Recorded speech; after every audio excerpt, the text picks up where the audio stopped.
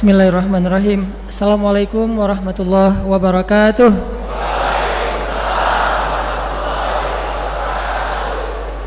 Sehat semuanya? Masih betah? Sendiri? Kalau hujan-hujan gini jadi makin nelangsa ya, menjadi jomblo. Jadi jomblo tuh enaknya kalau musim panas. Kalau musim hujan pasti ngerasa, aduh ngelihat teman-teman yang lain pulangnya kuliah cepet-cepetan, pulang kerja cepet-cepetan. Kenapa kita malah betah di kantor, betah di kampus, nggak ada yang nungguin soalnya. Jadi saya juga kalau taklim pengen cepat pulang, banyak yang nungguin, istri dan anak-anak. Jadi kalau yang betah itikafnya lama dari maghrib, isya sampai subuh pasti jomblo. Kalau udah nikah kok masih itikaf, ada masalah kayaknya di rumah ya. Baik, bismillahirrahmanirrahim. Alhamdulillahirabbil alamin, wassalatu wassalamu ala asyrafil anbiya'i wal mursalin wa ala alihi wa sahbihi ajmain. Teman-teman yang dirahmati Allah Subhanahu wa taala, hari ini kita akan bahas satu ayat. Dua ayat, ding. Coba teman-teman buka surat Al-Insyirah atau surat Asy-Syarah.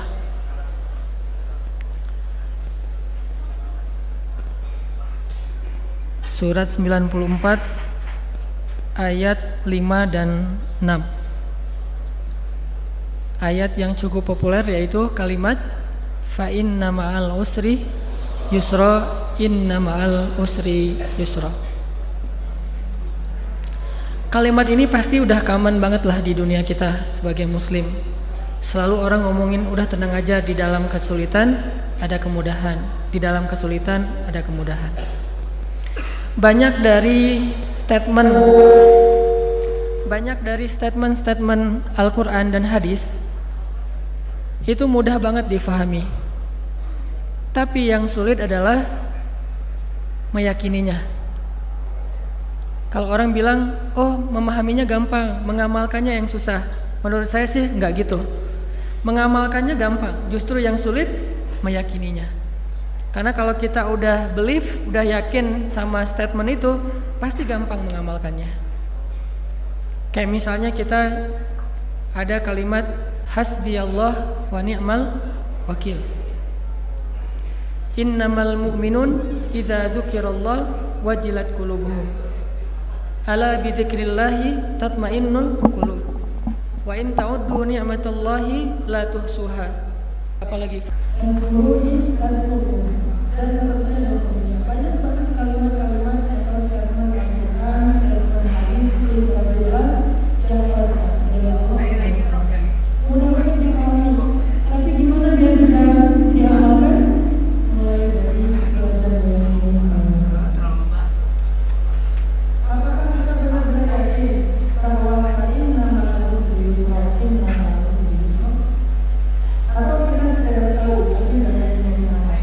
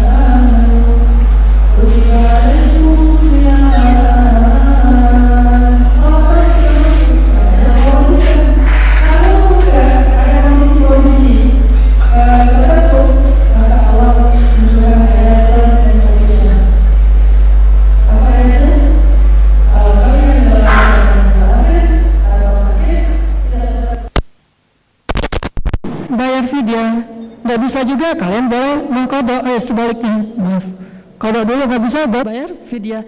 Artinya nggak ada syariat yang kita nggak bisa menjalankan. Terus kenapa ada yang kerasanya sulit banget, susah mau putusin dia? Kenapa? Karena kita nggak yakin ada orang yang lebih baik dari dia kalau kita memutuskannya, kan? Masalah yakin, kan? Kenapa kita nggak mau mutusin? Karena kita juga nggak yakin mau menyeriusin dengan menghalalkan. Putus nggak mau, dihalalkan juga nggak berani. Jadi ini kayak kurang bertanggung jawab. Kenapa? Karena dia pengen enaknya aja tapi tidak mau mengambil amanahnya.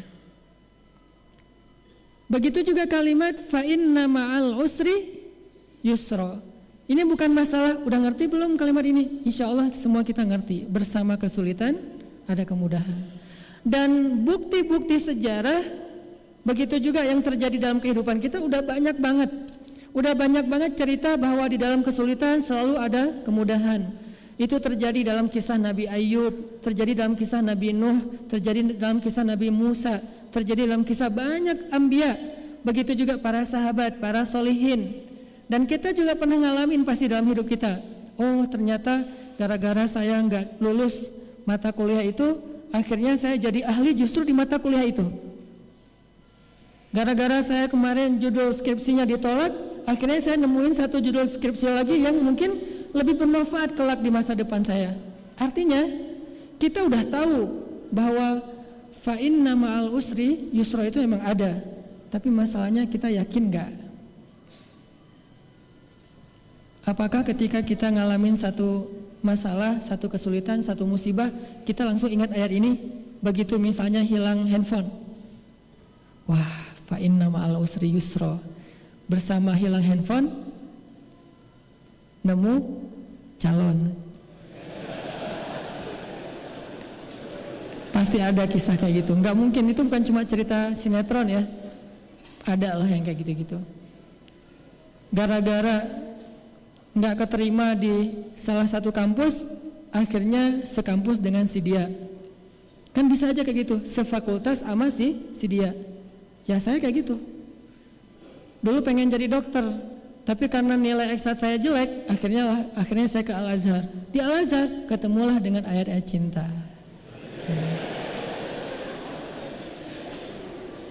Coba kalau saya jadi dokter, mungkin sekarang saya nggak bisa jalan ke Bandung, atau mungkin cerita tentang kisah gimana ketika cinta bertasbih di Mesir, gimana kita kejar-kejaran metro gitu, MRT, satu di gerbong depan, satu di gerbong belakang, terus ngelihat udah turun belum, kayak gitu-gitu. Nggak ada cerita kan? Ada sih mungkin cerita lain yang kita nggak tahu. Cuman ada kisah-kisah bahwa di dalam kesulitan itu ada kemudahan. Ada banget. Tinggal masalahnya yakin nggak kita dengan hal ini? Yakin nggak bahwa sebuah kesulitan itu kalau kita yakin kepada Allah itu emang kemudahan sejatinya. Cuman kita memberi judulnya itu sulit. Sedangkan Allah memberi judul kesulitan itu kemudahan sebetulnya. Ini masalah belief, masalah yakin, percaya apa enggak dengan ayat tersebut. Sehingga yang kita coba belajar sekarang bukan belajar tafsir atau belajar definisi fa inna ma'al usri yusra, inna ma'al usri yusra, bukan belajar itu, tapi kita belajar iman. Membaca Al-Quran bukan cuma belajar memaknai, tapi belajar yakin. Bahkan sebelum memaknai secara lebih dalam, yakin dulu. Sehingga dulu ada sahabat namanya Abdullah ibnu Mas'ud. Saya pernah cerita Abdullah ibnu Mas'ud itu ngafal Qurannya, sekali dengar langsung hafal. Kita kalau sekali dengar langsung lupa. Gak usah Al-Quran, nomor handphone aja susah diingat ya, kecuali nomor handphone si dia. Lagi-lagi pernah lupa akun mantan? Lupa? Saya juga udah lupa. Nah, artinya Abdullah bin Mas'ud itu hafalannya luar biasa. Sekali dengar langsung hafal. Kalau sekali dengar langsung hafal alif lam mim itu wajar. Alif lam ro, Ustaz saya udah hafal.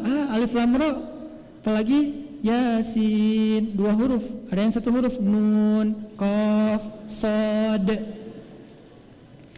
Ibnu Mas'ud hafalnya bukan sekali dengar cuma satu ayat, satu juz. Siapa yang lebih keren dari Ibnu Mas'ud di sini? Yang bisa mendengar satu juz, udah selesai dengar, udah langsung hafal. Kayaknya nggak ada nih. Saking luar biasanya hafalan Ibnu Mas'ud. Apakah dia jenius? IQ-nya di atas rata-rata? Enggak, standar-standar aja dengan yang lain. Bedanya apa? Kata dia, ta'allamnal iman qablal Qur'an. Kami belajar iman sebelum belajar Quran. Jadi belajar yakin sebelum belajar membaca, sebelum belajar tafsir, sebelum belajar fikih. Sehingga ketika udah yakin, apapun makna dari ayat itu mudah diamalkan. Kalau udah yakin, gimana pun perintah ayat itu gampang diamalkan. Kalau udah yakin, apapun larangan di dalam ayat itu gampang ditinggalkan. Belajar yakin yang sekarang kita coba giatkan lagi tuh, bukan belajar faham doang. Termasuk sesederhana ayat fa inna ma'al usri yusra, inna ma'al usri yusra. Belajar yakin. Kayak misalnya dulu para sahabat atau sahabiat ketika turun ayat tentang hijab. Begitu turun ayat tentang hijab, tentang jilbab, tentang menutup aurat buat cewek, itu cewek-cewek Madinah yang muslimah baru dengar ayat itu dari suami-suami mereka. Jadi turun ayat, Nabi menyampaikan ayat ini kepada para suami, suami-suaminya pada pulang. Kalau yang jomblo hafal aja dulu, ntar pas nikah baru dia sampai. Nah, suami-suami pada pulang, sampai di rumah bilang, wahai istri-istriku, emang kamu udah nikah? Oh iya ya, belum, lupa. Dia ngomong ke istri-istri mereka gitu, sudah turun ayat kepada Rasulullah tentang menutup aurat, dibacain. Begitu ayat dibacakan, ini cewek-cewek Madinah langsung menutup kepala mereka dengan apa yang ada di tangan mereka. Ada panci pakai panci, ada jemuran pakai jemuran. Kok bisa spontan gitu ngamalinnya? Gampang banget. Kenapa kita udah baca ayat itu berkali-kali belum bisa? Bedanya apa nih? Emang kita nggak ngerti? Ngerti. Fatwanya ada, ayatnya jelas, hadisnya banyak, kok belum juga? Nah, bukan masalah ngerti nggak ngerti nih, masalah iman. Bahwa di dalam syariat ada kebaikan. Belajar yakin berarti. Para sahabiat, para cewek-cewek Madinah yang beriman itu, mereka ngomong ya ayyuhalladzina amanu. Emang orang yang beriman. Sehingga karena dia udah beriman, begitu turun ayat, tutuplah aurat kalian, jagalah pandangan kalian, dan seterusnya, seterusnya. Mereka langsung mengamalkan dengan sangat mudah, sangat mudah. Asma kakaknya ya salah satu di antara keluarga Aisyah. Ketika turun perintah berhijrah, kakaknya Aisyah, anaknya Abu Bakar. Ketika turun perintah berhijrah, maka Asma langsung mempersiapkan segala bekalnya Rasulullah SAW. Gak banyak nanya, kenapa sih harus hijrah segala, ribet banget sih hidup. Kan Mekah itu kota kita sendiri, kenapa ini harus pindah-pindah jauh-jauh ke Madinah? Mereka gak banyak tanya, kenapa? Kenapa mudah banget mengamalkan Islam di zaman itu? Karena mereka udah belajar yakin 13 tahun di Mekah. Belajar yakin. Kalau bahasa agamanya belajar iman. Ini yang teman-teman kita coba belajar. Belajar yakin ini bukan cuma dengar wawasan di dalam taklim. Kalau duduk dalam majelis taklim ini namanya taskif. Taskif itu nambah wawasan.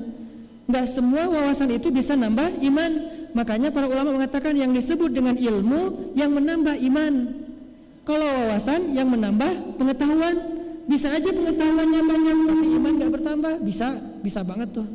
Kalau untuk wawasan doang, kita cukup otodidak, dengar YouTube, dengar booster di Instagram, baca buku, baca Google, bisa nambah wawasan. Tapi nambah iman ada trik-triknya.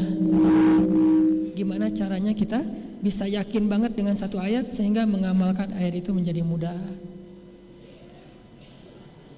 Fa inna ma'al usri yusra, inna ma'al usri yusra. Kayak misalnya ada ayat وَلَنَبْلُوَنَّكُمْ بِشَيْءٍ مِّنَ الْخَوْفِ وَالْجُوعِ وَنَقْصٍ مِّنَ الْأَمْوَالِ وَالْأَنفُسِ وَالثَّمَرَاتِ وَبَشِّرِ الصَّابِرِينَ. Kalimat itu aja, gak usah panjang-panjang deh. Kalau nggak sanggup hafal satu ayat, ujungnya aja وَبَشِّرِ الصَّابِرِينَ وَبَشِّرِ الصَّابِرِينَ الَّذِينَ إِذَا أَصَابَتْهُمْ مُصِيبَةٌ Qalu inna lillahi wa inna ilaihi raji'un. Sampaikan berita gembira kepada orang sabar.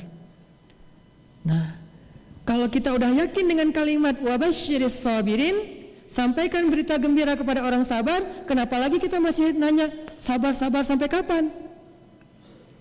Pertanyaan itu karena kita belum yakin. Sabar-sabar emang gampang sabar?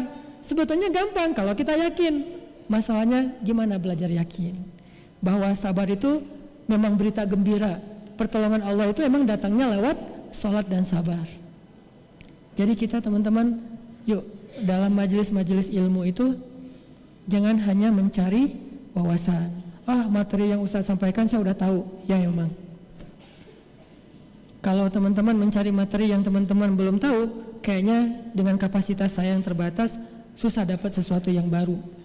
Ilmu saya pas-pasan. Mungkin teman-teman harus belajar ke profesor. Dan profesor di bidang agama di Indonesia gak sebanyak di Mesir. Kalau kita dengar taklim di Mesir, itu yang nyampein tuh rata-rata profesor senior. Emang ilmunya luar biasa. Kita mencatat tuh, dulu kan belum ada handphone ya, masa-masa tahun 2000 awal itu belum terlalu common dengan handphone. Jadi kita nyatat sampai pegel gitu nyatatnya. Wawasan. Para sahabat gak semuanya belajar punya wawasan yang luas. Sekelas Bilal, wawasannya gimana? Tapi kenapa Bilal begitu baik dalam menjalankan Islam padahal wawasannya pas-pasan? Karena dia belajar iman. Begitu dia masuk Islam, dia belajar iman. Ahadun ahad, cuma satu kata coba. Satu kata itu bisa membuat hidup dia berubah drastis. Belajar iman, cuma satu kata.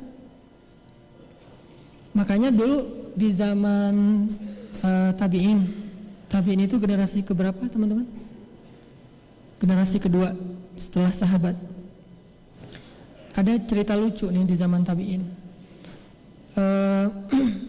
Ada seorang sahabat, ada seorang tabi'in baru masuk Islam, orang Badui.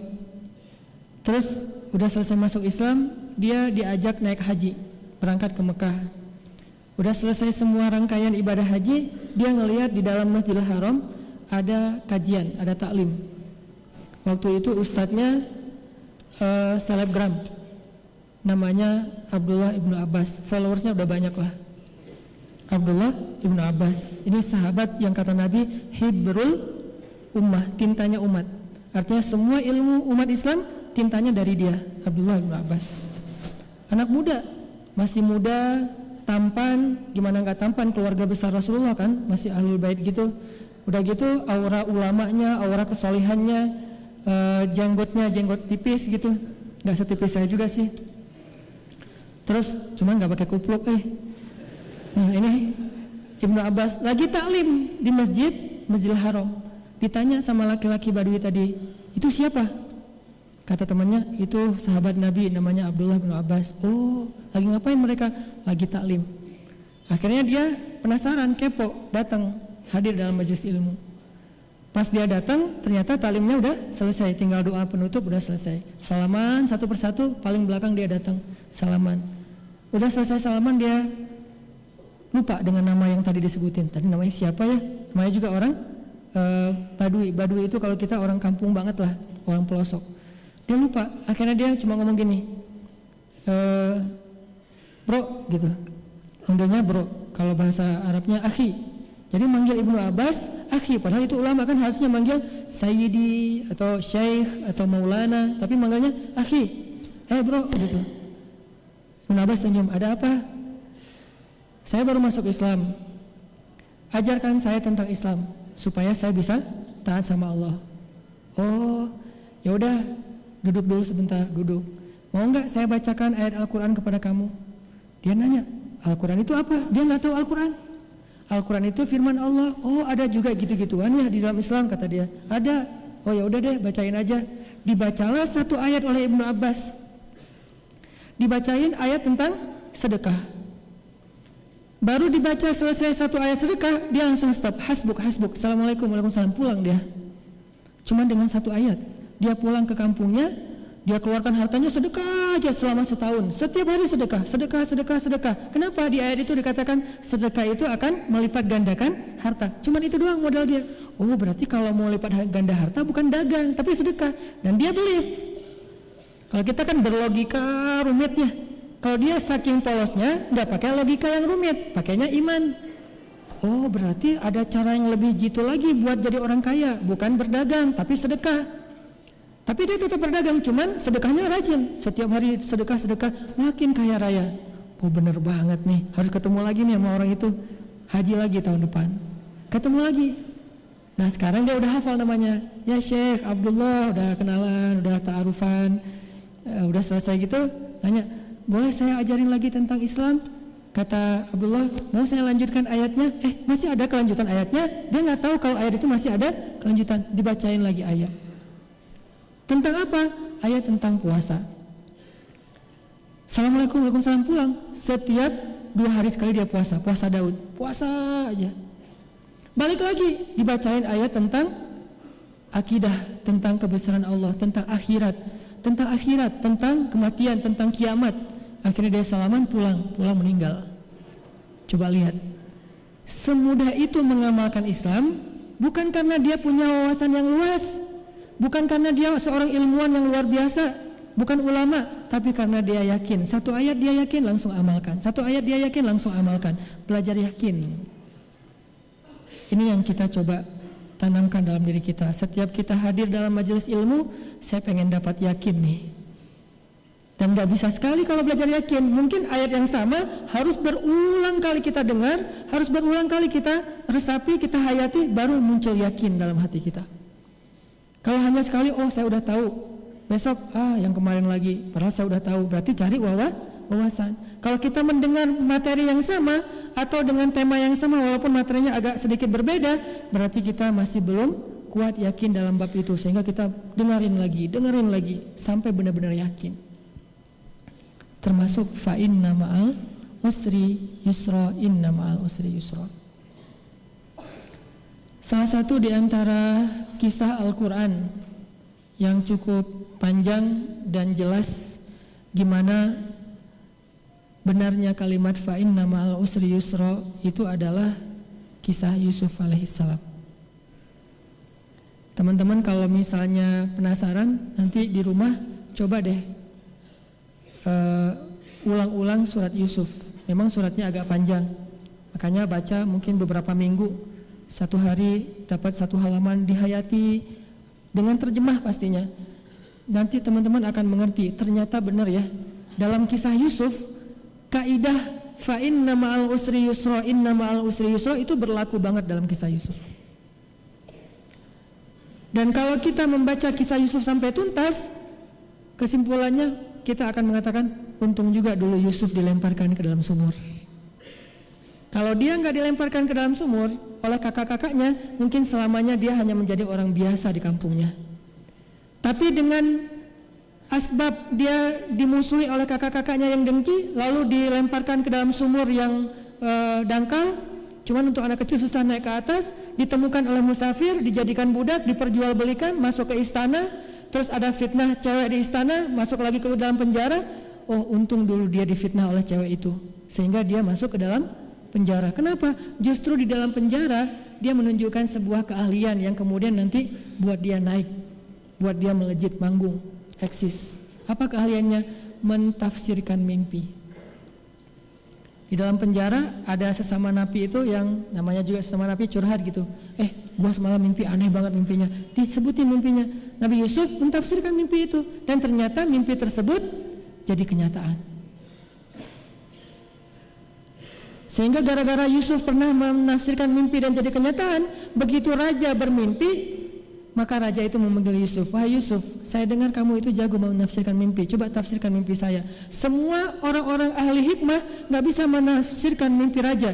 Nabi Yusuf menafsirkannya dan sangat logis, sehingga akhirnya setelah mimpi itu terbukti benar seperti tafsir Yusuf, Yusuf pun diberikan jabatan sebagai Menteri Kesejahteraan Masyarakat atau Menteri Ekonomi kalau sekarang. Dan dengan potensi itu Yusuf menunjukkan keahliannya, meningkatkan kesejahteraan orang-orang Mesir, akhirnya naik lagi sampai menjadi raja. Berawal dari apa teman-teman? Berawal dari dilemparkan ke dalam sumur. Berlanjut dengan difitnah sehingga masuk penjara. Fa inna ma'al usri yusra, inna ma'al usri yusra, 2 kali. Setiap ada kesulitan, maka kesulitan itu membawa kita kepada kemudahan. Kesulitan, kemudahan, kesulitan, kemudahan, dan itu pasangan, gak bisa dipisahkan. Sebagaimana pasangan antara malam dan siang. Kayak misalnya Nabi bilang gini, ini ada hubungannya dengan fa inna ma'al usri yusra. Malam itu ada beberapa potongan. Ketika potongan malam itu sudah semakin larut, sudah semakin pekat, sudah semakin hening, sudah semakin sunyi, maka berarti malam itu mendekati waktu fajar. Makin sunyi berarti sudah mendekati waktu ayam berkokok, sudah mendekati waktu matahari terbit. Kalau masih ramai berarti baru maghrib. Maghrib kan ramai nih, riuh, orang baru pulang kerja segala macam. Isya orang keluar untuk ngopi bareng teman-teman, bareng keluarga, makan, cari jagung bakar. Isya jam 10 mulai pulang dari jalan-jalan keluarga.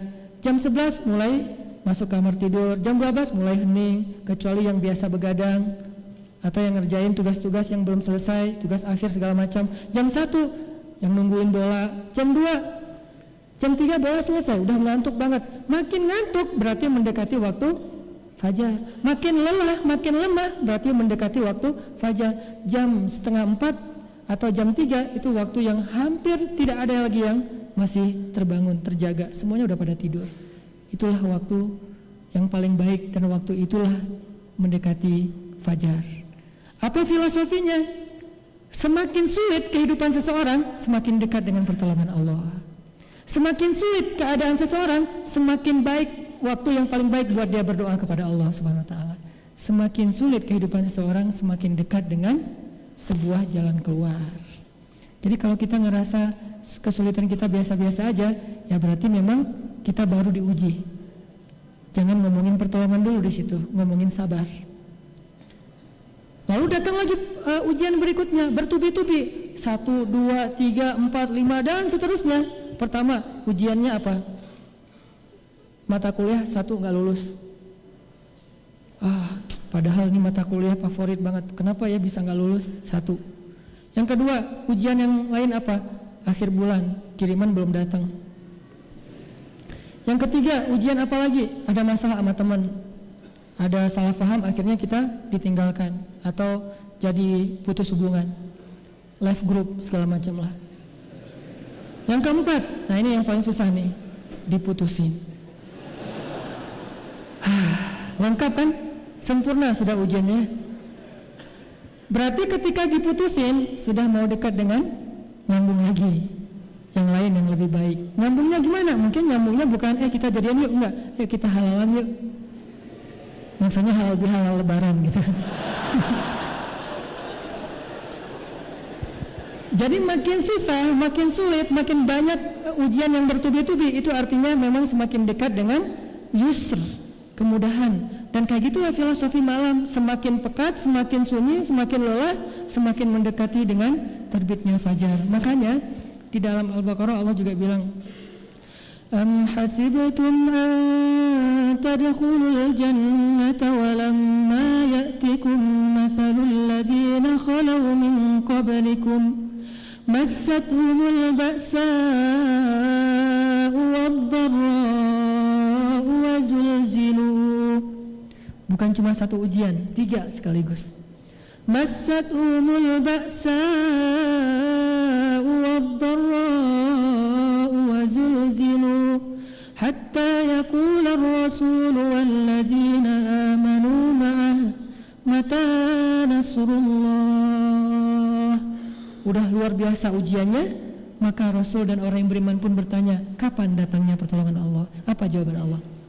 Ala inna nasrullahi qarib. Kalau ujian kalian udah sulit banget, baru Allah mengatakan pastinya pertolongan Allah berarti sudah dekat. Itu maksudnya. Bukan Allah PHP ya, bukan hardcore lah ya. Allah tuh ngasih tahu bahwa pertolongannya udah dekat, itu karena Allah tahu bahwa kesulitan kalau sudah semakin berat, memang itulah sunnatullah, pertolongannya sudah dekat. Jadi ini teman-teman yang kita coba belajar yakin. Oh, kenapa ya tahun ini saya ujiannya banyak banget, 1, 2, 3, 4 sampai mungkin kalau kita hitung puluhan. Oh, berarti tahun depan sebentar lagi Allah akan mendatangkan kejutan yang luar biasa dalam kehidupan kita. Syaratnya cuma satu, wa basyiris sabirin, sabar baru dapat berita gembira, surprise. Kalau nggak sabar, udah rugi dengan musibah, rugi juga nggak dapat apa-apa setelahnya. Kita nggak punya pilihan sebetulnya dalam sunnatullah, karena Allah yang menjadikan kehidupan kita seperti itu. Sebagaimana kita nggak bisa memilih antara siang dan malam. Pengen siang aja, susah. Masa kita mau kejar-kejaran matahari lewat naik pesawat, menghindari matahari kan susah juga ya. Nggak bisa kita menghindari malam. Bentar lagi udah mau maghrib, matahari jangan terbenam dulu dong, gua belum selesai nih urusan sama yang ini dan segala macam. Nggak bisa. Itu sunnatullah. Begitu juga dengan ujian dan pertolongan. Itu sama dengan siklus. Tetapi makin sulit ujian, makin dekat dengan pertolongan.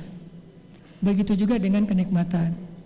Kenikmatan semakin benderang, semakin nyaman, semakin dekat dengan masa diuji oleh Allah Subhanahu wa taala. Jadi teman-teman yang dirahmati Allah, bisa enggak kita belajar meyakini hal ini? Fa inna ma'al usri yusra, sehingga ketika dikasih ujian oleh Allah, kita hitung 1, dikasih lagi ujian 2, dikasih lagi ujian 3.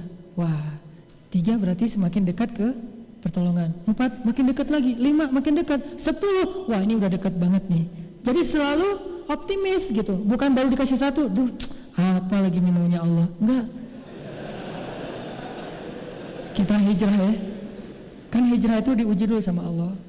Dan Allah memperlakukan itu bukan kita doang ya teman-teman, biar kita nggak salah paham tentang Allah, seolah-olah Allah itu curangnya cuma sama kita doang. Teman saya nggak gitu, saya doang yang diperlakukan kayak gini. Enggak, ada orang yang lebih soleh dari kita diperlakukan hal yang sama. Baru hijrah Allah uji. Siapa dia? Bilal bin Rabah. Bilal tuh sebetulnya hidupnya dulu tuh ya anteng-anteng aja, nggak ada masalah. Walaupun dia budak, tapi kan nggak pernah disiksa, nggak pernah dipenjara, nggak pernah diikat, nggak pernah ditindih dengan batu, nggak pernah diapa-apain. Cuman statusnya budak, hidupnya nyaman walaupun tidak berlebihan harta. Begitu masuk Islam, ketahuan pula, ini Allah yang mentakdirkan ketahuan nih sebagai ujian buat dia. Dia lagi sholat, ketahuan sama Umayyah bin Khalaf, ditangkap, diikat, disiksa, dicambuk dengan cambuk yang ujungnya tuh kayak kail gitu, sampai nyobek kulit dan daging, kelihatan tulang punggungnya. Wah, dicambuk berhari-hari, berminggu-minggu.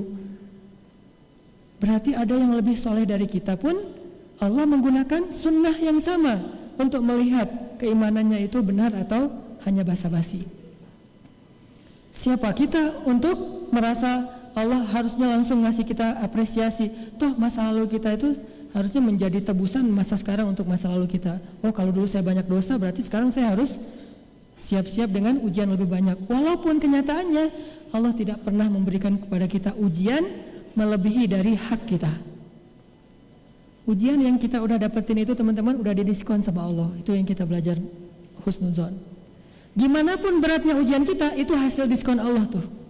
Kalau nggak didiskon sama Allah, harusnya kita dapat ujian lebih berat dari itu. Kenapa? Karena kita layak mendapatkan musibah sebesar itu akan dosa-dosa kita di masa lalu. Kenapa cuma segitu? Karena Allah diskon. Dosanya 10, ujiannya 1. Kan kita buat dosa itu setiap hari dulu ya. Minimal apa? Ninggalin sholat. Setiap hari ninggalin sholat. Berapa lama? Bertahun-tahun. Berarti harusnya setiap hari diuji bertahun-tahun. Tapi enggak, cuma dikasih ujian sedikit. Berarti ujian yang kita dapetin sekarang teman-teman, itu hasil diskon Allah untuk menggugurkan dosa-dosa kita di masa yang lalu, sekaligus untuk mengangkat derajat kita jika kita bersabar. Sehingga ketika diuji sama Allah, enggak langsung suuzon, perasaan dulu sebelum hijrah enggak gini-gini amat, kenapa setelah hijrah malah jadi banyak masalah, jadi bertubi-tubi, jadi hidupnya enggak nyaman lagi. Enggak, kita dulu tidak paham, ternyata dulu kita berbuat dosa siang dan malam itu adalah musibah paling besar dalam hidup kita. Kalau Allah wafatkan kita waktu itu, pasti kita akan jadi orang yang rugi selama-lamanya di akhirat. Udah maghrib? Ya. Jadi teman-teman, kesimpulan untuk sesi pertama ini adalah, yuk kita belajar yakin. Bukan belajar faham aja, tapi belajar yakin. Fa inna ma'al usri yusra, inna ma'al usri yusra. Gimana caranya? Insyaallah nanti kita lanjutkan setelah sholat maghrib. Barakallahu li wa lakum. Teman-teman yang dirahmati Allah Subhanahu wa taala, tadi kita membahas belajar yakin terhadap kepada statement-statement Al-Quran ataupun hadis, diantaranya kalimat fa inna ma'al usri yusra, bahwa bersama kesulitan itu ada kemudahan, dan bersama kesulitan itu ada kemudahan. Dan Allah menggunakan istilah bersama memang artinya satu paket. Ini kita belajar yakin, satu paket. Kadang kemudahan itu datangnya barengan, kadang kemudahan itu datangnya belakangan, tapi yang pasti kemudahan selalu ada bersama kesulitan. Itu satu paket.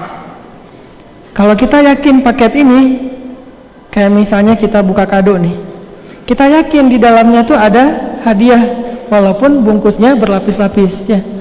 Kan ada suka yang iseng, pertama buka bungkus kado yang bagus, udah gitu koran, ujung-ujungnya cincin ya.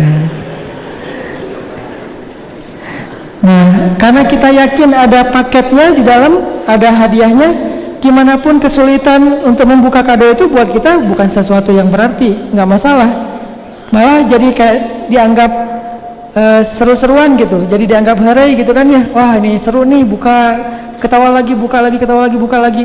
Kenapa bisa ketawa pas membuka yang isinya cuma koran, baru terakhir ada surprise? Kenapa ketawa? Karena yakin dia itu ada hadiah. Begitu juga ketika kita yakin dalam kesulitan itu ada kemudahan, dalam kesulitan itu ada kebaikan. Sehingga pas ada kesulitan kayak ngelihat bungkusan koran tadi, mungkin agak berat ya kalau harus bisa ketawa pas dikasih musibah ya. Kita udahan aja ya. Kenapa kamu kayak gitu? Ya berarti bentar lagi kita mau halal, makanya kamu minta udahan, benar kan? Kegeeran, ketawa lagi. Makin dia gitu, makin kita ketawa. Lama-lama dia pergi karena dianggap orang aneh ya. Bisa nggak kayak gitu? Kalau nggak bisa kayak gitu pun minimal kalau nggak bisa ketawa, kayaknya agak-agak nggak tahu nih lebay apa enggak nih ketawa kalau pas lagi dikasih ujian. Buat orang-orang kayak kita mungkin belum sampai level itulah. Tapi setidaknya di dalam hati kita belajar yakin, pas buka kado isinya koran, oh dia lagi uji saya nih. Buka kado isinya koran, buka lagi isinya koran. Kalaupun nggak ketawa seru, minimal yakin, buka terus sampai nemu. Ternyata suratnya ada kertas, Anda belum beruntung, kan? Ini artinya teman-teman, tergantung yakin sih sebetulnya. Ayat Al-Quran itu mudah, hadis itu mudah, kitanya yang belum benar-benar kuat iman dalam mengamalkan. Kayak misalnya ada satu syariat yang kita belum mampu mengamalkan, kita jangan bilang syariat itu nggak benar, bukan. Syariat itu udah nggak cocok lagi dengan zaman sekarang, bukan. Kita ngaku aja deh, saya emang belum soleh, belum bagus imannya, belum bisa mengamalkan ayat itu. Artinya kita masih termasuk orang beriman, cuma imannya lemah. Kalau kita nggak bisa ngamalin satu ayat atau satu syariat, terus kita menuduh ayat atau syariat itu nggak benar, berarti kita nggak termasuk orang beriman. Nauzubillah, malah termasuknya orang munafik. Nah, orang beriman masih mengaku itu benar, shadaqallah, shadaqar rasul, walaupun bukan tidak semua ayat mampu kita amalkan. Karena emang butuh iman yang kuat untuk bisa mengamalkan ayat Al-Quran. Kenapa ada para sahabat kalau dalam angle perang misalnya, dulu kan ada wamil ya, sehingga ketika ada musuh menyerang kota Madinah, mereka wajib membela negara, yaitu dengan jihad, istilah Islam. Jihad itu istilah kita mah wamil atau militer lah. Sama aja sebetulnya, cuman nilainya aja yang mungkin Islam lebih luas. Kenapa ada sahabat ketika ada ayat infiru khifafan wa thiqalan, berlarilah kalian membela agama Allah, membela tanah air kalian dalam keadaan ringan atau dalam keadaan berat. Ada sahabat yang ringan banget berangkat, ada yang mikir-mikir. Apakah yang mikir-mikir ini punya masalah di rumahnya? Enggak. Apakah dia secara fisik sedang sakit atau lemah? Enggak. Masalahnya iman. Ada yang yakin banget siapa yang terbunuh dalam membela negara, membela tanah air, membela agama, maka dia akan masuk surga. Saking yakinnya, ringan berangkatnya. Berkurang yakin, bertambah berat berangkatnya, bertambah berat langkah kakinya. Gitu juga ke masjid. Kita tahu banget lah ayat-ayat, hadis-hadis tentang ke masjid kan. Ayat tentang ke masjid misalnya, di antara bukanlah beriman itu adalah membuat perairan atau membangun tempat berwudu dan segala macam. Beriman itu adalah mendirikan sholat dan seterusnya. Terus kita tahu hadisnya, atau ayatnya innama ya'muru masajidallah, orang yang memakmurkan masjid itu adalah orang yang beriman. Hadisnya, kalau kalian lihat seorang laki-laki mondar-mandir masjid rumah, saksikanlah dia orang yang beriman. Setiap langkah itu menggugurkan dosa, mengangkat derajat. Banyak ayat dan hadis tentang keistimewaan ke masjid. Terus yang udah sama-sama tahu, kenapa ada yang ringan dan yang berat? Lebih simpel lagi, sholat subuh. Mungkin, atau saya yakin kita semua tahu lah fadilah sholat subuh, keistimewaan sholat subuh. Apa keistimewaannya? Satu, sholat subuh itu bacaannya didengar dan disaksikan oleh para malaikat. Artinya ada khusus malaikat yang Allah turunkan untuk nyaksiin sholat subuh. Terus sholat yang lain nggak disaksikan, cuman ada khusus malaikat yang nggak turun kecuali di sholat subuh. Sholat-sholat yang lain banyak malaikat yang mencatat, tapi ada satu sholat yaitu sholat subuh, malaikat yang mencatatnya bukan cuma malaikat yang reguler, tapi ada malaikat istimewa khusus datang cuma waktu subuh, mencatat siapa yang sholat subuh, menyaksikan, Allah menyaksikan. Lalu nanti mereka akan bersaksi di hadapan Allah, dia orang beriman ya Allah, saya jadi saksinya, kata malaikat. Kita tahu, tapi kenapa ada yang ringan, ada yang berat ke masjid? Nah, yakin gak nih setelah kita tahu? Dan yakin itu bukan kalimat tahu ada akhirat, yakin ada akhirat. Yakin itu rasa memang udah mantep gitu, emang benar-benar ada, dan kita emang benar-benar butuh itu. Belum lagi nanti ada hadis, siapa yang salat subuh berjamaah maka dia berada di dalam jaminan Allah. Arti berada dalam jaminan Allah, ada ulama bilang Allah menjamin dia itu orang beriman. Ada ulama juga bilang Allah menjamin hidupnya hari itu akan Allah tolong dari semua masalah. Ada juga ulama bilang Allah menjamin kalau hari itu dia meninggal masuk surga, terbebas dari api neraka. Kita tahu juga itu hadis. Kadang kita mendengar dari seorang ustadz berceramah, tapi kenapa ada waktunya kita mampu berjalan dengan ringan, ada waktunya kita berat untuk bahkan membuka mata kita dari tidur. Itulah kenapa dalam Islam ada istilah, teman-teman, tajdidul iman, memperbaharui yakin. Iman kita itu harus dicas terus, karena kalau iman kita kuat, ringan semua amal soleh itu. Pasti kita pernah ngerasain masa-masa lagi ngejos ya, sholat ke masjid terus sehari 5 kali, kalau perlu sehari 6 kali, tahajud juga di masjid. Saking solehnya ya, tahajud juga di masjid, dan itu boleh di masjid, boleh di rumah, nggak masalah. Terus puasa Senin Kamis, tilawah 1 hari 1 juz. Terus apalagi sedekah semampunya, berbuat baik kepada orang lain, bantu teman, hormat pada orang tua. Pokoknya luar biasa amalannya. Ada masa-masa kayak gitu. Sholat langsung nangis, imam belum baca kita udah nangis. Allahu Akbar, nangis gitu ya. Dia baru takbir udah nangis. Kenapa? Lagi hatinya tuh dapat banget, lagi ngeklik gitu. Baper iman tuh seru banget loh, lebih seru daripada baper kadang-kadang ngelihat dia jalan sama orang lain. Itu mah baper sakit, kalau ini baper bahagia. Itu luar biasa. Pernah nggak kita baper dalam urusan amal soleh? Sholat baper, namanya khusyuk. tilawah baper, namanya tadabbur. Apalagi beramal berbuat baik pada orang lain, baper, namanya ikhlas. Baper nih dalam salatnya, baru takbir udah rasanya saya lagi menghadap Allah, saya lagi menghadap Allah. Ada masa-masa kayak gitu. Kenapa? Imannya lagi naik.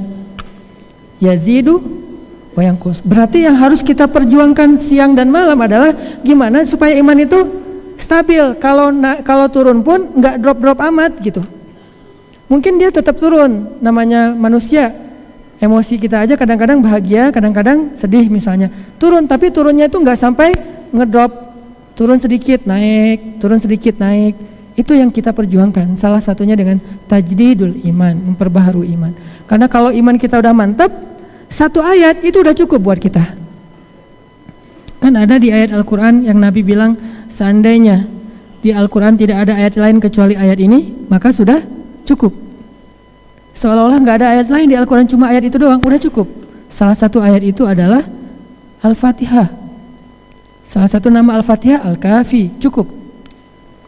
Jadi seolah-olah kalau kita nggak baca Al-Baqarah sampai An-Nas, cuma tahu Al-Quran itu Al-Fatihah doang.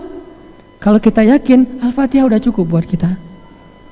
Ada lagi ayat yang kayak gitu, surat At-Talaq, wa may yattaqillah yaj'al lahu makhraja, cukup. Ada lagi ayat yang lain termasuk ayat ini, wal asr innal insana lafi khusr. Ayat ini fa inna ma'al usri yusra. Banyak ayat yang sebetulnya satu aja udah cukup buat kita. Udah bisa membuat seseorang itu berubah, hijrah, bertaubat seperti Umar bertaubat dengan pembukaan surat Toha. Apa rahasianya? Yakin. Sehingga kalau teman-teman mencari majelis ilmu, carilah dengan niat pengen mencas iman, mencas yakin, menambah keyakinan kepada Allah. Itu rahasia memudahkan kita dalam beramal soleh.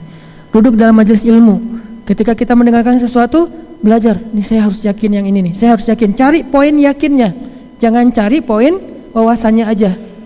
Kalau ada gimmick, mungkin entertain, itu hanya membuat kita supaya nyaman doang. Tapi bukan itu intinya. Cari poin, mana yakinnya, mana yakinnya, mana yakinnya. Makin banyak dapat poin yakin, maka kita mendapatkan banyak kebaikan dalam majelis itu.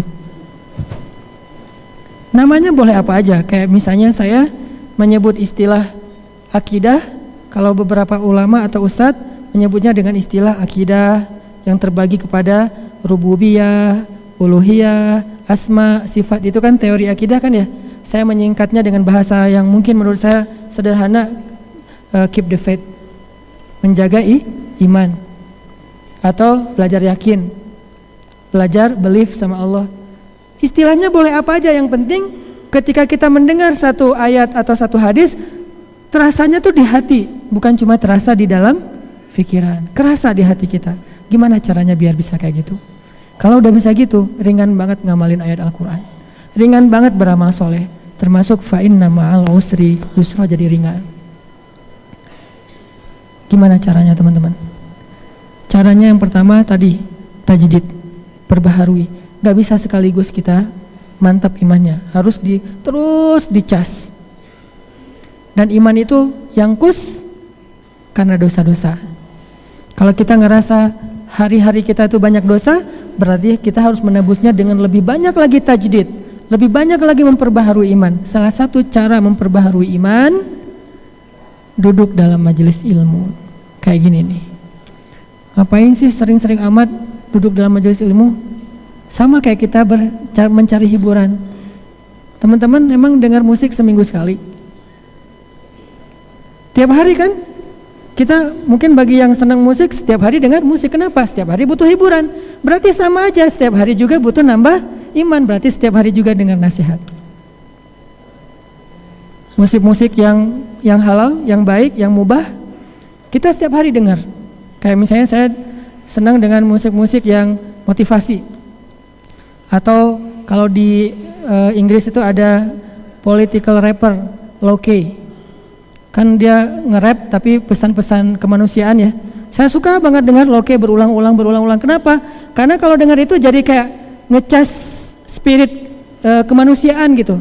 Wah, jadi sok-sok empati gitu, sok merasa wah peduli kepada yang lain gara-gara terpancing oleh lirik-lirik Loke-nya misalnya. Kalau kita berhibur dengan musik aja setiap hari, nggak merasa ngapain sih dengan musik, kan kemarin udah, minggu depan lagi deh, kan nggak ngomong gitu kan. Setiap hari berhibur, berangkat ke kantor, ke kampus, ke sekolah, dengerin musik, pulang dengerin musik, kalau naik kendaraan roda 4 misalnya, atau bahkan pakai earphone.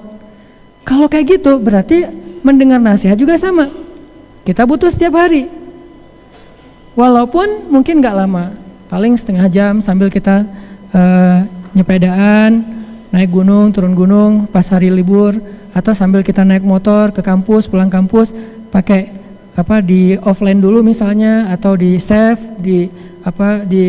taruh di HP kita playlist, dengerin dari kos-kosan ke kampus, selesai satu tausiah Ustadz Abdul Somad, lumayan kan dapat ilmu. Kalau Ustadz Abdul Somad mungkin lebih ke bab hukum, ini boleh, yang ini nggak boleh. Wah saya tapi belum bisa ngamalin yang bolehnya, belum bisa ninggalin yang nggak bolehnya, gimana nih? Dengar lagi booster yang bisa buat kita semangat, iman, tajdid, kayak gitu terus. Itulah kenapa para sahabat kok mudah mengamalkan, karena iman mereka itu diperbaharui terus oleh Rasulullah. Kalau mereka duduk di samping Nabi, pasti Nabi ngomongin tentang kebesaran Allah. Allah itu, kemana-mana ngomongin tentang Allah, akhirat. Emang Nabi nggak bosan? Justru supaya menjaga stamina iman sahabat, Nabi kayak gitu terus. Dijaga tuh sama Nabi. Jalan ngelewat ada satu bangkai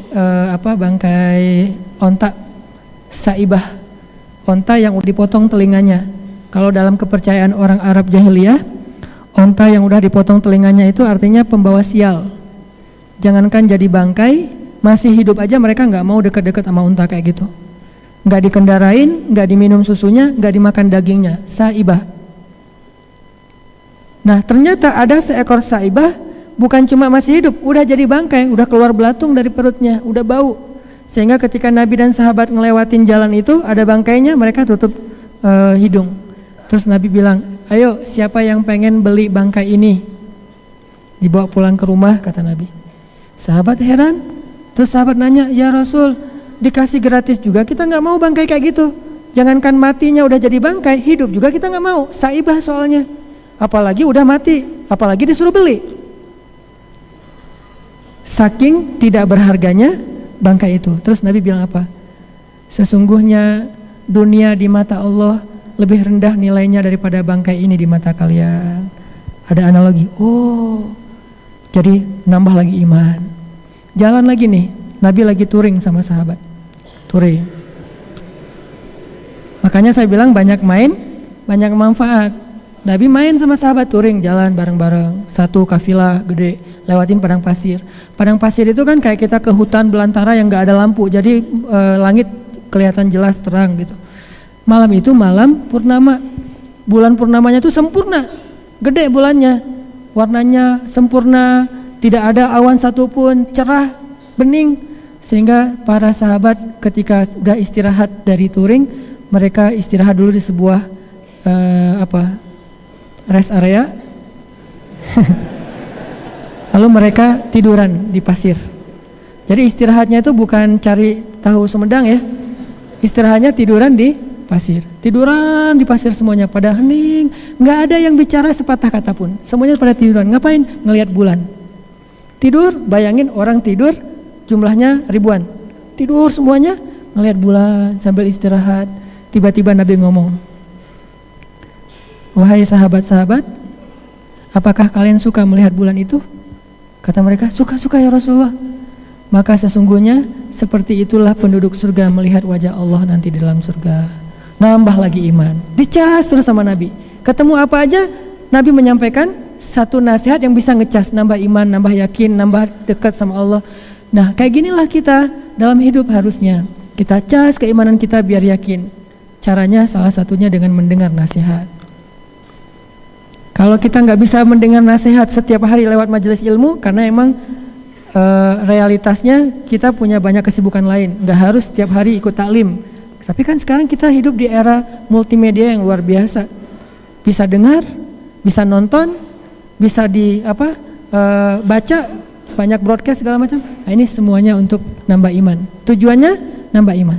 Kalau ada satu broadcast yang cuma nambah nafsu, gimana nambah nafsu? Nambah nafsu marah sama saudara kita sesama muslim karena saling menghujat, saling menyalahkan, nah ini nggak usah dibaca, langsung delete aja. Kalau udah sering kayak gitu, mending left group aja deh. Karena kerjaannya debat aja, debat fikih. Yang satu kunut, yang satu nggak kunut, yang satu ini bid'ah, yang ini nggak bid'ah. Capek. Karena dua-duanya ternyata ada pendapat ulama, yang ini ulama, yang ini ulama. Tinggal kita mana yang paling kita yakin, ikutin. Yang kita ikutin juga ulama, bukan ngikutin diri sendiri. Cari yang bisa nambah iman, bukan yang nambah emosi.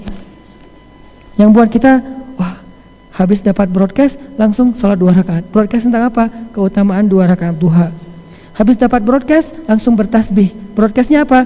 Ada 2 kalimat yang mudah diucapkan tetapi berat di timbangan, dan Allah suka banget sama kalimat itu. Apa? Subhanallahi wa bihamdi, subhanallahil azim. Kan ringan banget tuh. Kita baca nih, wah, subhanallahi wa bihamdi, subhanallahil azim. Enak kan? Diingatkan. Makanya teman-teman, kalau kita nggak bisa pun lewat itu, kita punya teman-teman yang soleh yang saling mengingatkan. Sehingga Nabi mengatakan teman yang baik itu adalah teman yang bisa mengingatkan kita kepada Allah Subhanahu Wa Taala. Termasuk teman hidup yang baik itu adalah teman hidup yang bisa mengingatkan kita kepada Allah. Wa ja'alna lil muttaqina imama. Hening gini Padahal saya baru bahas teman hidup loh. Belum ada harapan ya? Masih jauh. Ya udah deh. Bulan sabitnya, hilalnya belum tampak. Jadi teman-teman, tips pertama gimana caranya biar kita mudah mengamalkan ayat kayak gini, fa inna ma'al usri yusra, kita harus dinasehatkan oleh orang lain. Begitu kita ada masalah, udah fa inna ma'al usri yusra kata teman kita. Makanya kenapa salah satu yang didahulukan dalam mencari pasangan hidup adalah din, agama. Biar kalau kita lagi drop, lagi lemah, lagi labil, dia yang ngingetin kita. Mau cari rezeki nih, cari rezeki yang halal, susah. Ada tawaran, syubhat atau haram, tapi mudah. Mulai pulang ke rumah mikir, diambil nggak ya, diambil nggak ya, deal nggak ya, transaksi nggak ya, pakai cara itu nggak ya, mikir. Istri kita bilang, kan Allah yang ngasih rezeki. Jadi kalau kita tinggalkan itu, nggak akan hilang rezeki kita karena sumbernya ada di Allah. Oh benar mah benar. Nah ini namanya nasihat nih. Kalau istri kita tidak paham tentang nasihat-nasihat kayak gini, justru dia yang nyuruh kita ambil. Pak, udah nggak usah terlalu fanatik lah Pak, ambil aja. Kan gitu kan? Agama mah nggak mempersulit hidup umatnya, umat lagi istilahnya. Padahal harusnya agama tidak mempersulit hidup hamba Allah. Nah artinya kita butuh seseorang yang menguatkan kita ketika kita lemah. Teman sahabat kita, kalau misalnya kita lagi malas ke masjid, azan tuh, ya lu aja duluan, gua ntar belakangan nyusul. Oh ya udah nggak apa-apa, gua duluan ya. Kan yang duluan ke masjid duluan masuk surga kata dia. Oh gitu, udah gua lari. Akhirnya lomba lari ke masjid. Nggak ada sih adegan kayak gitu. Ini mah contoh doang ya, bisa aja kayak gitu. Terutama pas kita lagi ngedrop teman-teman. Pas kita lagi lemah, dalam istilah ulama itu disebut futur. Ketika kita lagi drop, teman kita yang ngingetin. Kayak saya pernah cerita dulu lagi lemah, semangat imannya hampir kebawa sama teman yang bisnis properti dengan cara-cara yang saya nggak yakin itu boleh apa enggak. Mulai galau, kayaknya cara dia nih bagus juga nih, bisa mempercepat aset, jumlah aset. Pulang mikir gitu, ngomong sama istri, jangan-jangan kita terlalu idealis ya, kayaknya fikihnya nggak gitu-gitu amat deh. Mulai cari-cari celah nih. Istri bilang, nggak apa-apa, kalau kita meninggalkan sesuatu karena Allah, Allah ganti dengan yang lebih baik. Wah bener banget tuh mah, mama emang diingatkan kan. Makanya butuh pengingat, alarm yang membuat kita aware lagi ketika kita lagi dalam keadaan lupa. Satu, pengingat, ngecas iman, majelis ilmu, nasihat. Yang kedua gimana? Supaya kita makin yakin dengan satu statement Allah dari Rasulullah sehingga mudah mengamalkan, kita dengarkan cerita-cerita orang yang berhasil membuktikan ayat itu secara nyata. Baik cerita itu ada di Al-Quran, ada di hadis, atau dari teman kita sendiri. Kayak misalnya di Al-Quran, Fa inna ma'al usri yusra, ada cerita Yusuf, baca cerita Yusuf. Atau baca cerita Siti Hajar, ini lebih luar biasa lagi nih. Gak nyangka bahwa ternyata di dalam kesulitan yang Allah ujikan kepada Siti Hajar, Allah sediakan kemudahan yang luar biasa. Sampai sekarang kemudahan itu masih ada. Zam-zam. Gimana kesulitannya? Sulit banget. Dan coba bayangkan itu dengan ilustrasi sejarah, jangan dengan ilustrasi sekarang. Kalau sekarang ditinggalkan di sebuah tempat, nggak ada siapa-siapa, bisa telepon. Kalau misalnya ditinggalkan di sebuah tempat, masih ada tempat lain yang kita bisa deketin, atau ada kampung apa? Enggak. Pada masa itu tidak ada telepon, tidak ada penduduk, murni seorang diri di tengah padang pasir. Ibrahim ngajak Siti Hajar, Hajar, ikut saya. Ya, ikut. Waktu itu Hajar bawa anak bayi, ikut. Hajar nggak pernah nanya, Mas, Kang mau kemana ini teh? Nggak pernah. Kang Ibrahim misalnya mau kemana? Nggak pernah. Si Akang teh nggak pernah ngasih tahu mau kemana, pokoknya jalan aja. Hajar sami'na wa ata'na, ikut aja pokoknya. Insya Allah yang namanya Ibrahim, suami yang soleh ini nggak mungkin membawa istrinya kepada kecelakaan. Pasti membawa kepada kebaikan. Bawa ikut. Jalan kaki lagi tuh dari Palestina ke Mekah. Naik pesawat aja 2 jam, berarti dari Jakarta Surabaya, Jakarta Medan 2 jam jalan kaki, berhari-hari, berminggu-minggu, sampailah di tengah padang pasir, bahkan padang batu yang tidak ada kehidupan. Biwadin ghairi dzi zar'in, di sebuah lembah yang bahkan tidak ada tanaman yang tumbuh di sana, saking keringnya, tidak ada air. Kata Ibrahim, Hajar, kita berhenti di sini, ya, tinggal di situ. Hari pertama masih santai, masih ada bekal makanan. Hari kedua, hari ketiga Ibrahim bilang, ya Hajar, saya akan meninggalkan kamu di sini, kembali ke Palestina. Disitulah Hajar mulai sedikit goyah, nanya, ya Ibrahim, kenapa engkau tinggalkan kami di sini? Engkau lihat tidak ada siapa-siapa di sini, tidak ada air, bahkan bagaimana kami bisa hidup, wahai Ibrahim? Sementara anak kita masih kecil, dan seterusnya dan seterusnya. Ibrahim tidak menjawab, langsung pergi. Dipanggil-panggil oleh Hajar, ya Ibrahim, ya Ibrahim. Ibrahim tidak menoleh ke belakang. Tiba-tiba Hajar bertanya, Allahu amaraka bihadza? Ya Ibrahim, Allahkah yang menyuruh kamu melakukan ini? Ibrahim berhenti, tanda ya ini perintah Allah, lalu melanjutkan lagi perjalanan. Kemudian Hajar mengatakan, kalau ini adalah perintah Allah, la yudayya'anallahu idzan, maka Allah nggak mungkin mengecewakan kami. Iman. Berangkatlah wahai Ibrahim. Berangkat Ibrahim. Hajar marah? Nggak marah sama sekali. Tahu berapa lama ditinggalkan? 13 tahun.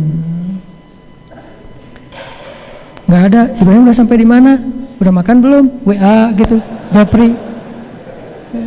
Hajar, jangan lupa ya sholat, atau jangan lupa ya air tuh diambil dari ujung batu sana segala macam. Nggak ada WA-WAan, nggak ada japri. Putus kontak selama 13 tahun. Sampai anaknya udah usia 13 tahun kurang lebih, datang lagi Ibrahim. Pas datang lagi Ibrahim, baru beberapa hari, nak, ayah mimpi nih, mimpi apa ya? Nyembelih kamu. Ayah nih nggak bener nih. Udah ninggalin 13 tahun, datang-datang pengen nyembelih. Apakah Ismail ngomong gitu? Enggak sama sekali. Berarti apa? Selama ini 13 tahun Hajar mendidik Ismail dengan luar biasa, sampai Ismail tidak pernah sama sekali ada sedikit pun kekecewaan kepada ayahnya. Kalau kita pasti udah kecewa banget kan sama ayah kita.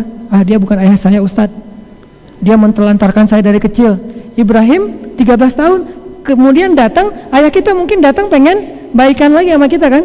Maafin ayah ya, mungkin ayah selama ini silap, ayah mau hijrah, mau taubat, pengen balikan sama kita. Kalau Ibrahim datang bukan pengen baikan, pengen nyembelih. Coba.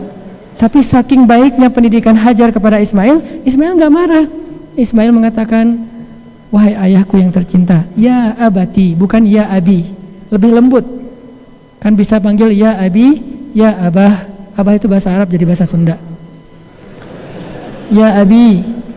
Lebih lembut lagi apa? Ya abati, wahai ayahku tercinta, lakukanlah apa yang Allah perintahkan, maka ayah akan melihat aku menjadi orang yang penyabar. Ismail senyum kepada ayahnya.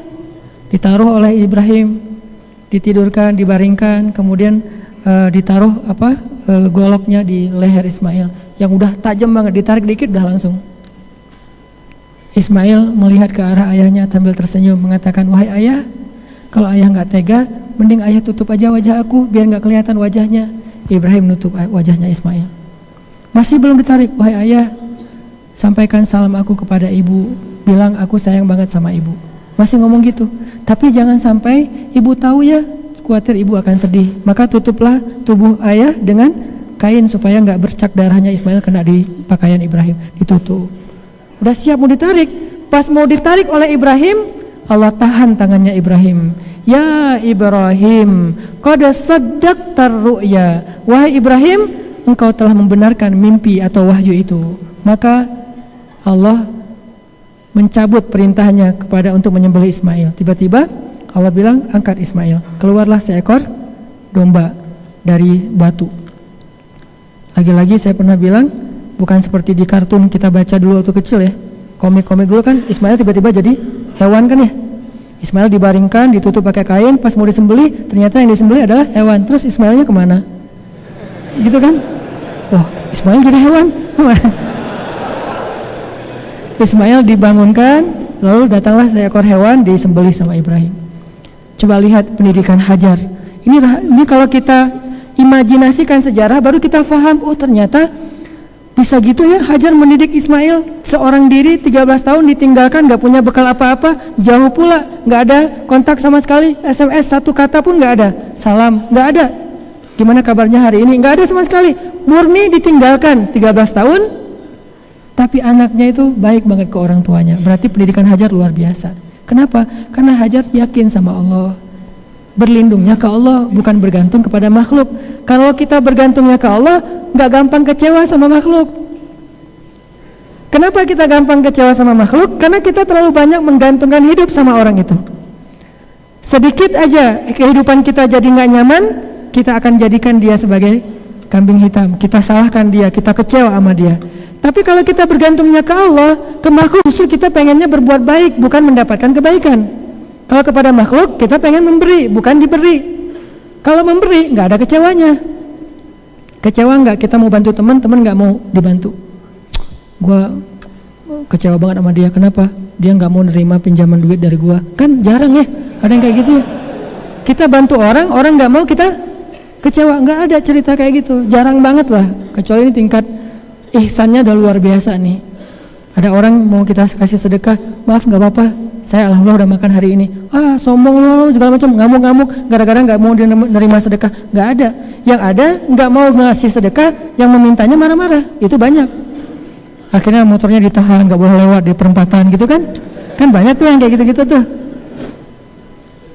Jadi kalau misalnya dengan manusia, mindset kita adalah kita emang pengen berbuat baik sama dia, pengen memberi, susah kecewa sama orang. Tapi kalau kita pengen dapetin sesuatu, gampang banget kecewa sama orang. Makanya kalau kita bergantungnya ke Allah, ke suami itu gak gampang kecewa, ke istri itu gak gampang kecewa. Kenapa? Kita gantungnya ke Allah, tapi pengen berbuat baiknya kepada manusia. Ke istri, ke suami cuma mikirin, hari ini saya harus buat baik apa ya kepada pasangan saya. Hari ini kok saya senyumnya baru beberapa kali doang, hari ini peluknya udah 20 detik belum? Kan minimal 20 detik sehari. Minimal ya. Rata-rata sih 1 jam lah kurang lebih. Jadi nggak kemana-mana ya, meluk aja ya jadinya, nggak benar juga sih. Minimal 20 detik. Kita tanya, hari ini saya udah bantu dia belum ya? Hari ini saya udah maafin dia belum ya? Hari ini apa yang bisa kita kasih kepada orang itu? Emang nggak gampang sih. Makanya kita belajar nih, belajar memperbaharui dari hal-hal kecil dulu deh, dan dari orang-orang terdekat dulu, karena mereka lebih berhak dapat kebaikan kita. Ibu. Kalau kita bergantung kepada ibu, kita akan gampang kecewa sama ibu kita. Tapi kalau kita niatnya emang pengen pengen berbuat baik kepada ibu, gimana kita akan kecewa? Orang kita pengen berbuat baik kepada ibu kita, Mak dipijat ya? Enggak, mama nggak capek. Ya udah, aku ambilin air hangat ya? Enggak, barusan minum. Apalagi cari terus apa yang bisa kita lakukan untuk ibu kita? Gimana mau kecewa? Tapi kalau kita berharap ibu kita harus gini, gampang banget tuh kecewanya. Dan itulah Hajar. Simbol dari tauhid. Hajar bergantung kepada Allah, tapi pengen berbakti kepada suami. Makanya ketika ada masalah ketidaknyamanan sedikit karena suami, dia nggak gampang kecewa sama suaminya, karena itu perintah Allah. Allahu amaraka bihadza, Allah yang nyuruh kamu melakukan ini wahai Ibrahim. Ya sudah, la yudayyanallahu idzan. Kalau gitu Allah nggak akan ngecewain kami. Tinggal ternyata Allah kasih ujian penutup. Kan tadi saya katakan makin sulit berarti makin dekat dengan pertolongan. Apa kesulitan terakhir? Nggak punya air, lari-lari antara dua bukit, Safa dan Marwah. Anaknya nangis-nangis, takut kehabisan, dehidrasi, kehabisan air, akhirnya meninggal. Wah, panik nih, makin panik. Saking paniknya, coba bayangin, saking paniknya Hajar mondar-mandir di bukit yang sama. Itu menunjukkan dia panik banget tuh. Kalau udah tahu nggak ada air, ngapain ke situ lagi kan ya? Tapi kenapa 7 kali di situ aja? Saking paniknya melihat anaknya udah menjerit-jerit dan kasihan, sampai udah lama nangis, suara nangisnya itu udah hampir nggak kedengaran. Berarti udah mau dekat dengan pertolongan. Lari. Akhirnya suara Ismail sudah tidak terdengar sama sekali. Jangan-jangan dalam pikiran Hajar langsung lari ke arah Ismail. Anakku. Pas sudah dekat, ngelihat seorang laki-laki dengan jubah putih segala macam, pakai jaket putih, ada tulisan shift-nya.